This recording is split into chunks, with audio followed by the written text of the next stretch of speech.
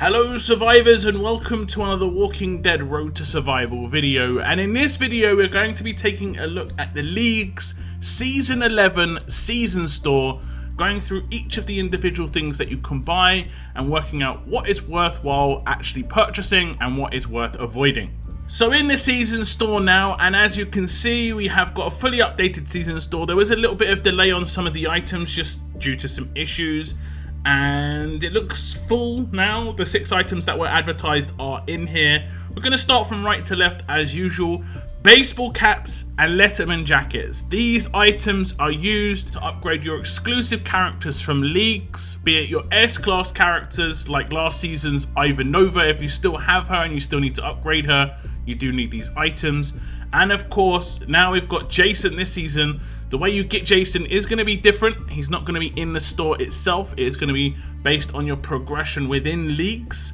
And if you want to find out more information about that, I did go through it on a previous breakdown video of how this new league structure is going to work. You can check that out in the top right hand corner right now. The difference this season though with Jason is that you will be getting him as a 5-star, and you will need these to upgrade him as a 5-star and a 6-star and an S-class. So you will be needing more of the baseball caps and more of the Letterman jackets because of this. Now, I would say it's not really worthwhile picking these up as a priority a lot of the time, because you can buy these with league tokens as well, especially given the fact that a lot of the items in the season store this season are much more expensive than they have been in the past. Characters in the past have ranged from 12, 15, 25,000. I think S-Class Ivanova was 35,000 last season. Now we've got items in this season that are going up to 90,000. Now I'll move on to the shards, and the shards are a nice addition. I would have preferred a choice box so you could actually choose which character you wanted.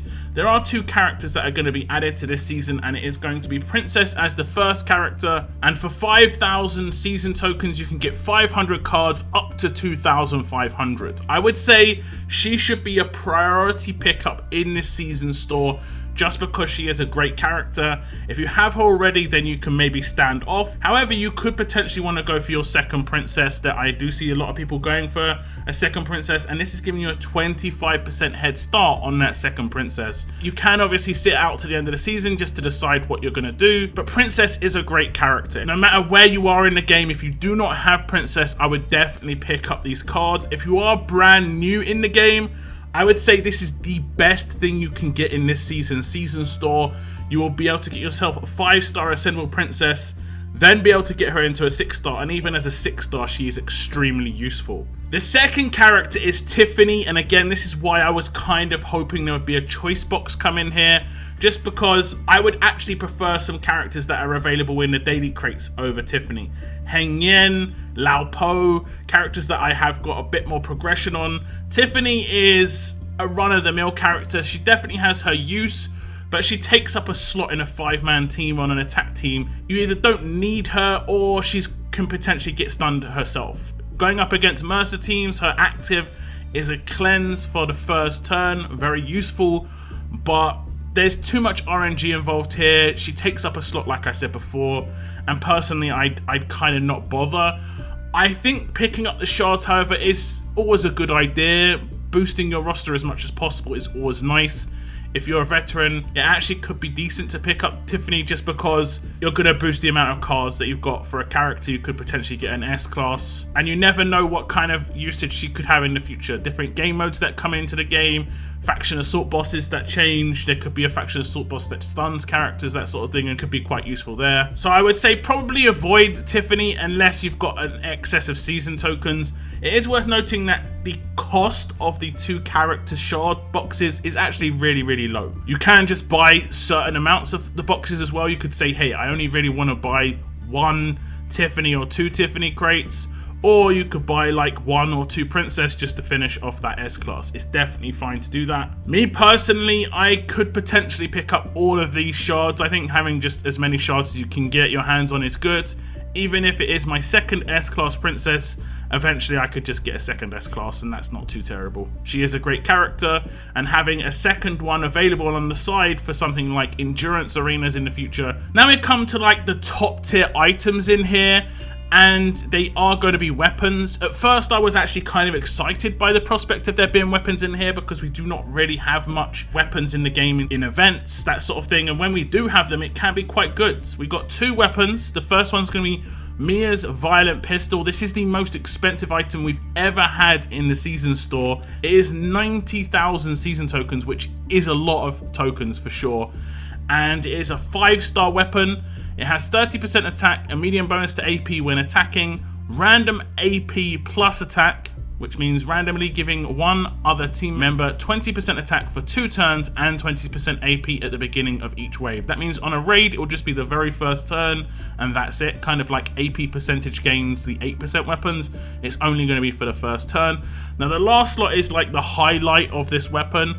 Give 15% attack and 35 crit to all adjacent teammates, and that's a very nice buff. It's something that a lot of people try and go for. You can get 2 of these in the same team, and then if you've got an adjacent character that is next to both of those characters with the weapon, they actually get the boost of both of those. So it is actually quite nice as the effect does stack. The main things about this weapon is that it is a 5-star weapon already, so you didn't have to spend 50,000 armory tokens to make it a 5-star weapon. It has a decent base stat in 30% attack, and the 4-slot upgrade is a top tier upgrade that a lot of people do go for. Now the downsides of this weapon is you only get 3 upgrades from this point, and that means you do not really have too many ways you can go on this weapon. You could just make the medium bonus to AP when attacking huge bonus, and then make it 40% attack. That would actually be fine. The random AP and attack is just that. It is kind of random. It could go to your command. The specific 1 or 2 characters that you'd be okay with it going to, it's only going to go to them 20 to 40% of the time pretty much. And if you wanted to swap that out for something else, let's say splash damage, you're losing one of your upgrade chances for the attack percentage. So while you could get a weapon that looks like this in the end, which actually looks pretty nice, the fact that you haven't had the chance to do 3 initial upgrades on it from a 4-star weapon means you are going to lose out on at least 10% attack because of this. However, you may not see that as a big issue and be fine with losing out on a bit of attack just to get a head start on a weapon that you otherwise wouldn't be able to get your hands on too quickly. The biggest problem I see with this weapon is the people it's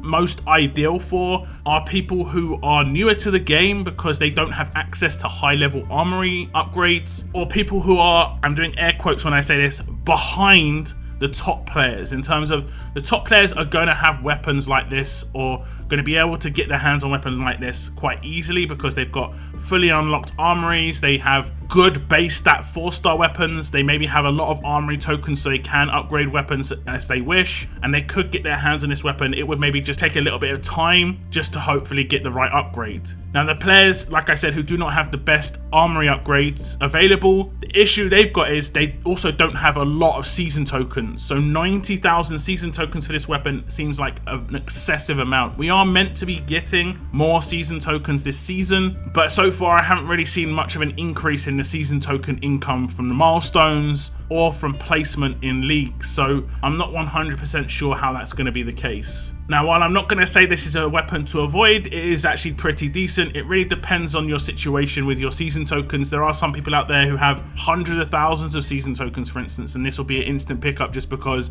they haven't really got much else to spend on, and it is a fairly decent base weapon. Me personally, I'm probably going to weigh it out because I don't actually have any characters that this can really fit into the hands of just yet and actually be useful, and the majority of players don't have a character that this can really go into the hands of. You'd have to upgrade Erin's weapon to 5-star to really get the best out of this, in my opinion, because in the hands of characters like Kapoor and Glenn, this is actually going to be terrible. So for me, I'm going to wait it out on this weapon. I will probably eventually purchase it, but I'm in no rush at the moment. But we move on to the exclusive weapon, at least for this season. They haven't said whether these sort of weapons will come back in the future. They have said that S-Class Jason's cards will be available in the future in future season stores. So if you don't get him as a S-Class this season, you can work towards his cards in the future as well. But they haven't said anything about this weapon. Now, this weapon initially, when it was added to the store, I believe had 30% attack and a medium bonus to AP when attacking as a 4-star weapon, and obviously that was very bad. It was taken out and it has been re-added as you see it. Now initially I was actually pretty happy with it because in my mind I still haven't really processed that 5-star weapons are a thing, and I saw this as being a 4-star weapon and I thought, wow, this is actually a really good weapon. Then I realized because it's a 5-star weapon I can only upgrade it 3 times, and then it suddenly became quite a bad weapon. And it's actually for multiple reasons. The benefit of upgrading a weapon as a 4-star weapon then upgrading as a 5-star weapon is you can get the slot 3 special on a 4-star weapon, then do 2 other upgrades, upgrade it to a 5-star weapon, and then that becomes the new reset. So let's say you've got double attack on the 3rd slot as a 4-star weapon.